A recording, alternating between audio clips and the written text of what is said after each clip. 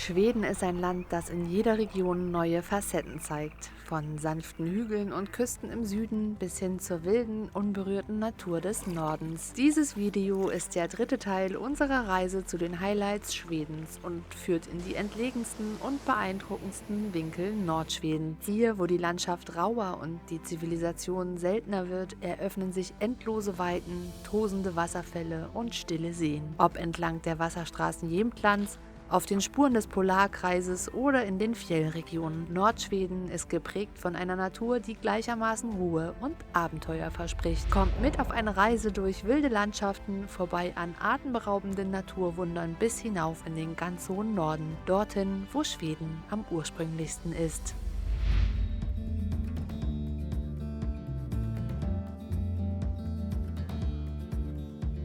Die weltberühmte und malerische Wildnisstraße, auf Schwedisch Vildmarksvägen, ist die höchstgelegene Asphaltstraße Schwedens. Sie führt über eine 500 Kilometer lange majestätische Route durch die außergewöhnlich wilde Naturlandschaft Nordschwedens. An seinem höchsten Punkt liegt der Vildmarksvägen 867 Meter über dem Meeresspiegel. Fatmomacke ist der Name eines von insgesamt 70 Kirchdörfern, die es in Schweden gab und von denen heute nur noch 16 in größerem Umfang erhalten sind. Der Ort diente als religiöser und spiritueller Platz samischer Rentierzüchter und steht heute als Freilichtmuseum für Besucher aus aller Welt offen.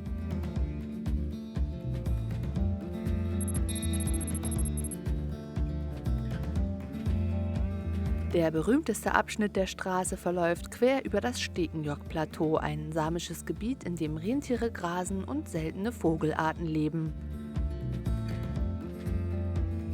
Gut zu wissen ist, dass dieser Abschnitt der Route aufgrund der großen Schneemengen im Winter nur vom 6. Juni bis zum 15. Oktober befahrbar ist. Die Strecke führt vorbei an ausgedehnten Mooren, dichten Wäldern und glasklaren Seen. Immer wieder kreuzen Rentiere den Weg und verstärken den Eindruck, sich inmitten unberührter Wildnis zu befinden. Es empfiehlt sich, für die gesamte Strecke mehrere Tage einzuplanen, um die zahlreichen Wanderwege, Aussichtspunkte und Wasserfälle entlang der Route zu erkunden.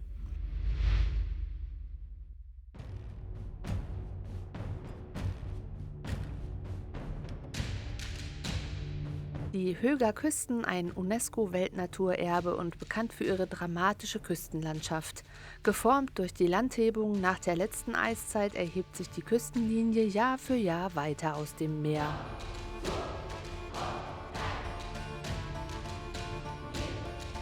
Ein großer Teil der Höga Küsten ist durch den Skule-Skog Nationalpark geschützt, bekannt nach seinem herausragenden Aussichtspunkt. Der Skuleberget erhebt sich bis zu 295 Meter über die Ostsee.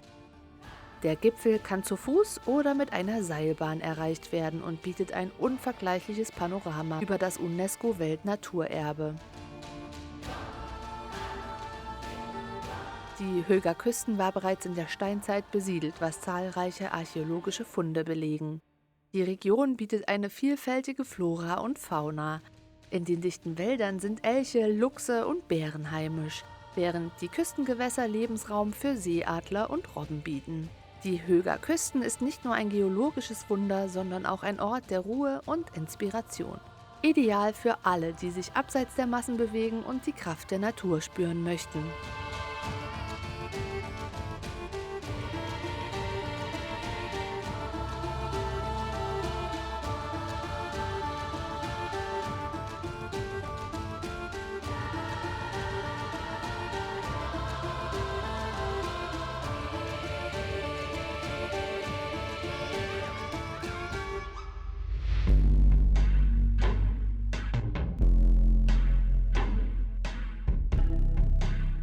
Kirunas Eisenerz war der Grundstein für die Stadtgründung durch das Bergbauunternehmen LKAB im Jahr 1900. Doch trotz dieser langen Abbauhistorie sind die Eisenerzvorkommen noch längst nicht erschöpft. Heute ist die Mine in Kiruna die größte Eisenerzabaustätte der ganzen Welt. Das Unternehmen LKAB deckt 90% des europäischen Eisenerzmarktes ab. Es wird so viel Eisenerz gefördert, dass man damit 6 Eiffeltürme bauen könnte. Jeden Tag. Doch Bergbau der Superlative ging nicht spurlos an Kiruna vorbei. 2020 gab es eines der schwersten Erdbeben in der Geschichte Schwedens, ausgelöst durch einen Erdrutsch in der Grube unter der Stadt. Bodenkontrollen zeigen, dass die Stabilität der Region so stark gefährdet ist, dass Kiruna umziehen muss. Teile der Altstadt gleichen schon heute einer Geisterstadt. Viele Gebäude wurden bereits verlagert oder abgerissen, darunter zum Beispiel Kirunas Rathaus. Sämtliche Kosten trägt LKAB.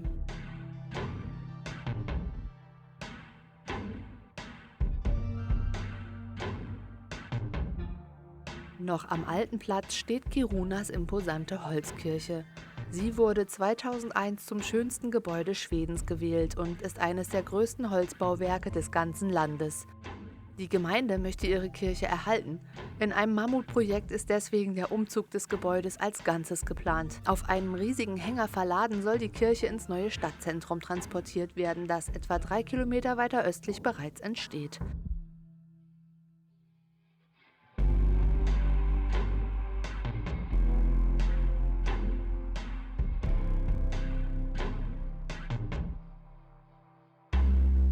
Die Atmosphäre in Kiruna sowie die zahlreichen Ausflugsziele in der Region machen die Stadt zu einem absoluten Muss auf jeder Reise in Schwedens hohen Norden.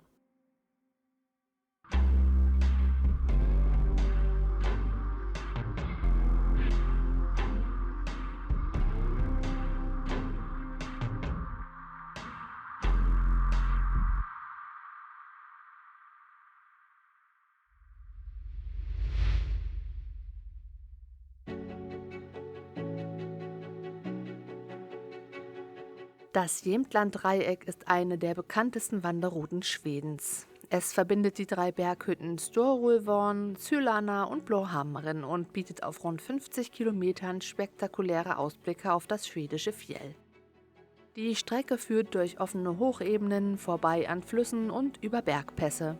Besonders beeindruckend ist der Abschnitt rund um Sylana, wo der Weg an schroffen Gipfeln vorbeiführt und die Landschaft von karger Schönheit geprägt ist. Blåhammaren, die höchstgelegene Hütte Schwedens, ist bekannt für ihre Panoramasicht und gilt als einer der besten Orte, um die Weite des Fjells in vollen Zügen zu genießen.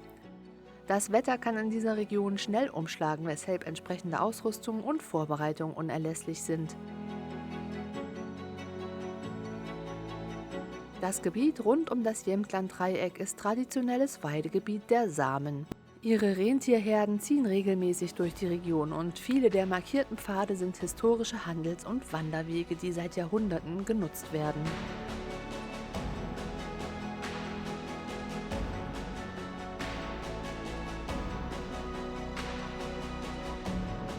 Obwohl das Jämtland-Dreieck technisch nicht besonders anspruchsvoll ist, sollte die Strecke nicht unterschätzt werden. Die Tagesetappen betragen zwischen 12 und 18 Kilometern, was eine gewisse Grundkondition erfordert. Wer sich jedoch für die Tour entscheidet, kann Schwedens geschützte Fjällregion so nah erleben wie kaum sonst wo.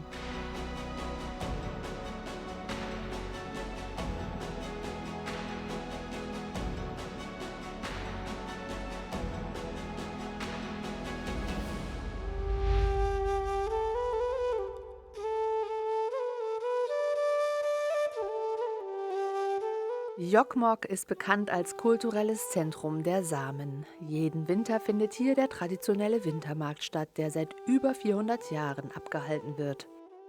Jokkmokk liegt direkt am Polarkreis. Im Sommer scheint die Sonne hier rund um die Uhr. Im Winter hingegen erlebt man die Polarnacht, in der die Sonne für mehrere Wochen nicht über den Horizont steigt. Die heutige Kirche von Jokkmokk wurde 1889 erbaut und ist ein Beispiel für die Holzarchitektur des nordschwedischen 19. Jahrhunderts. Sie ersetzte eine ältere Kirche aus dem Jahr 1753, die wiederum eine noch ältere Kapelle ersetzte. Die Kirche folgt dem klassischen schwedischen Landkirchenstil, der sich durch schlichte, aber elegante Bauweise auszeichnet. Die Kanzel und der Altarbereich sind mit Holzarbeiten verziert, die die Elemente der nordischen Natur und der samischen Kultur widerspiegeln. Das Aitia-Museum in Jokkmokk ist das wichtigste Museum für samische Kultur und die Natur Lapplands. Hier werden Ausstellungen zu samischem Handwerk, Rentierzucht und der Geschichte des samischen Volkes gezeigt. Jokkmokk dient zudem als Tor zum Sarek-Nationalpark, einem der wildesten und unzugänglichsten Gebiete Europas.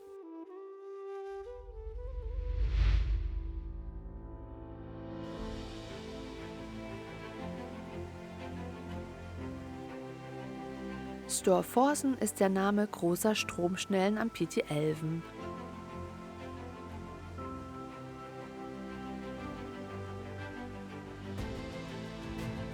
Bei einer Fallhöhe von 60 Metern wälzen sich durchschnittlich 250 Kubikmeter Wasser pro Sekunde talwärts, was Storforsen zu den größten Stromschnellen Skandinaviens macht.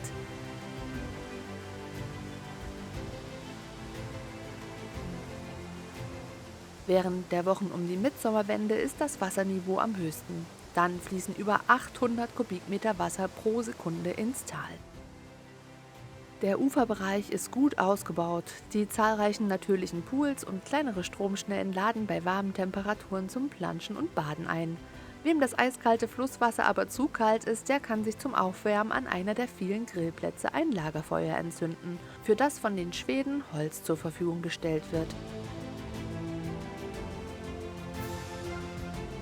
Am Fuße des Wasserfalls befindet sich ein kleines Hotel mit angeschlossenem Campingplatz, den wir 2019 ausführlich getestet und für sehr empfehlenswert befunden haben.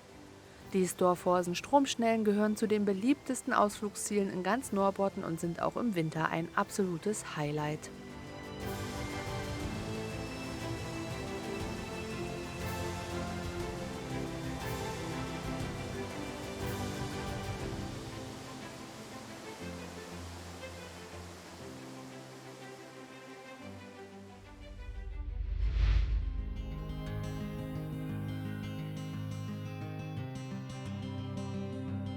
Der Nationalpark Stora Sjöfallet liegt im Norden Schwedens nahe der norwegischen Grenze.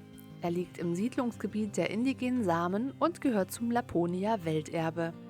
Der Nationalpark Stora Sjöfallet wurde als einer der ersten Nationalparks Europas im Jahr 1909 gemeinsam mit 8 weiteren Parks eröffnet und misst eine Fläche von insgesamt knapp 1300 Quadratkilometern. Im gesamten Westen erhebt sich das Akku-Massiv, das auch als namensgebende Inspiration für die weltberühmte Gans Aka vom Kebnekaise aus Selma Lagerlöfs Jugendbuch Nils Holgersson war. Der Name Stora Sjöfallet bedeutet großer Seewasserfall und verweist auf den einst mächtigen Wasserfall, der zu den spektakulärsten in Schweden zählte. Früher stürzen die Wassermassen tosend in die Tiefe, ein beeindruckendes Schauspiel, das Reisende und Künstler aus ganz Europa anzog. Ausschließlich über den Stora Sjöfallet wurde die gesamte Niederschlagsmenge aus der westlich angrenzenden Region, aus Teilen vom Nationalpark Sarek und dem gesamten Gebiet bis an die norwegische Grenze entwässert.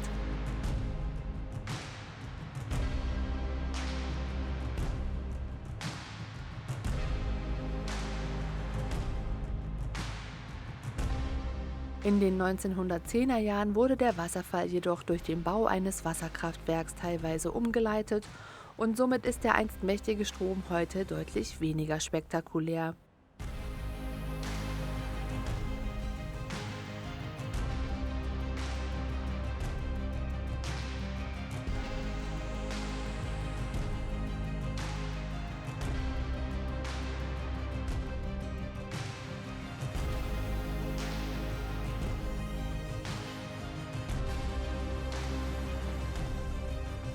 Heute wird das Wasser über ein technisch anspruchsvolles unterirdisches und kilometerlanges Röhrensystem geleitet, das der Energiegewinnung dient.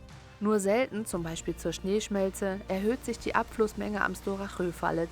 Dann kann man erahnen, wie groß in früherer Zeit dieser Wasserfall gewesen sein muss.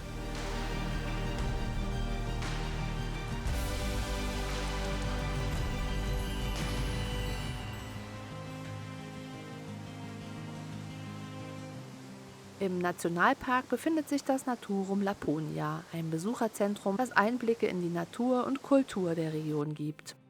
Trotz der Veränderungen durch den Wasserkraftausbau bleibt Stora Sjöfallet ein Ort von roher Schönheit und tiefer Stille. Ein Symbol für die Kraft der Natur und die Verbundenheit der Menschen mit der Wildnis.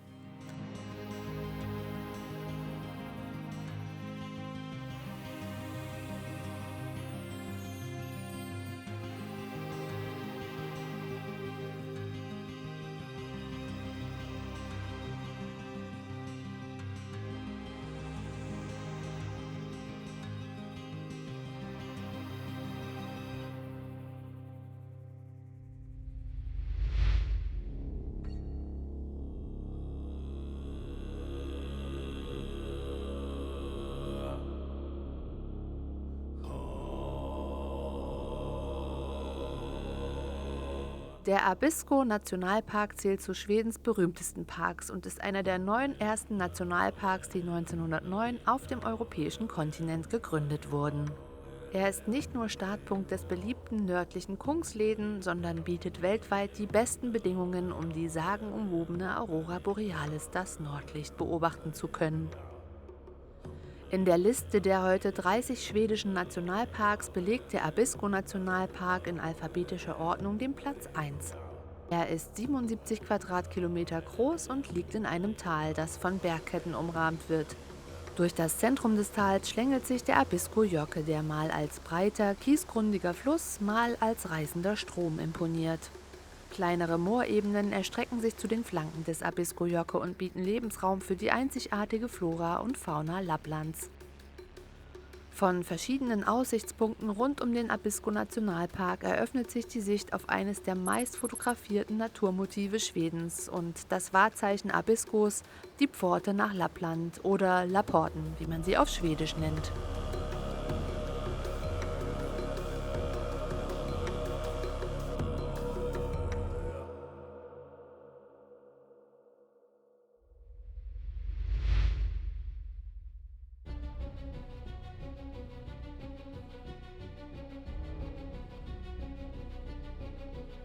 Die Wasserstraßen Jämtlands zählen zu den verborgensten Naturjuwelen Schweden und bieten ideale Bedingungen für mehrtägige Kanutouren. Die Region ist geprägt von einem weit verzweigten Netz aus Flüssen, Seen und Kanälen, das sich durch dichte Wälder und offene Fjelllandschaften zieht. Eine Tour auf diesen Wasserwegen ist mehr als nur eine sportliche Herausforderung. Es ist eine Reise in die Stille und Abgeschiedenheit der nordischen Wildnis. Hier gibt es keine festen Routen, stattdessen bestimmt die Natur den Weg. Die Wasserstände schwanken je nach Jahreszeit und viele kleinere Flussarme sind nur im Frühsommer befahrbar. Entlang der Strecke laden zahlreiche Rastplätze und Windschutzhütten zum Verweilen ein. Viele dieser Plätze sind mit Feuerstellen ausgestattet und bieten die Möglichkeit, am Ufer zu übernachten.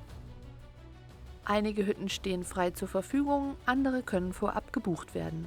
Für viele Reisende gehört das abendliche Lagerfeuer am Wasser zu den Höhepunkten so einer Tour. Die Tierwelt ist hier allgegenwärtig. Elche tauchen häufig an den Ufern auf, während Fischadler hoch über den Seen kreisen. Mit etwas Glück lassen sich Biber beobachten, die in den ruhigen Seitenarmen ihre Dämme bauen. Auch Rentiere sind in den höher gelegenen Gebieten der Region keine Seltenheit. Die Wasserstraßen von Jämtland bieten nicht nur beeindruckende Landschaften, sondern auch eine intensive Nähe zur Natur. Wer hier unterwegs ist, spürt schnell, wie weit entfernt der Alltag liegt. Ohne ständigen Handyempfang und fernab großer Ortschaften wird die Tour zum echten Erlebnis, das lange in Erinnerung bleibt.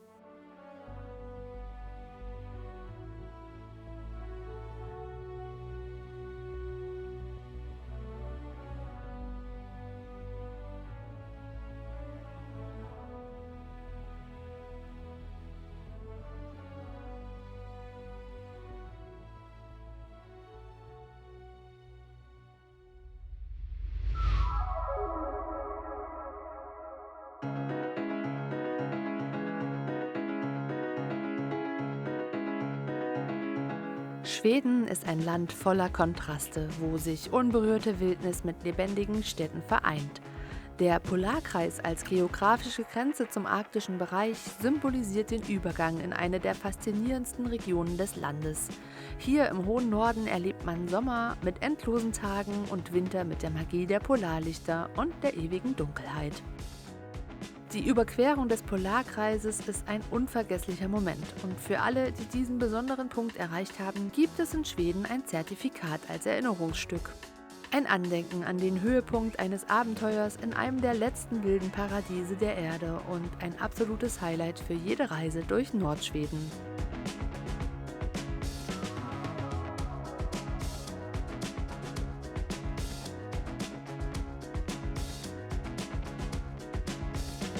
Mit dem Polarkreis endet unser heutiges Video in Nordschweden, aber die Entdeckungsreise durch Schweden geht weiter. Wer noch mehr von diesem vielfältigen Land erleben möchte, kann gerne einen Blick auf unsere Highlights in Mittel- und Südschweden werfen. Von den endlosen Wäldern im Zentrum bis zu den historischen Städten an den malerischen Küsten im Süden. Schweden hat für jeden etwas zu bieten. Ein Land voller Abenteuer, atemberaubender Natur und unvergesslicher Erlebnisse wartet darauf, entdeckt zu werden. Wir wünschen euch eine unvergessliche Reise durch Schweden und sehen uns im nächsten Video. Bis dahin. Tschüss!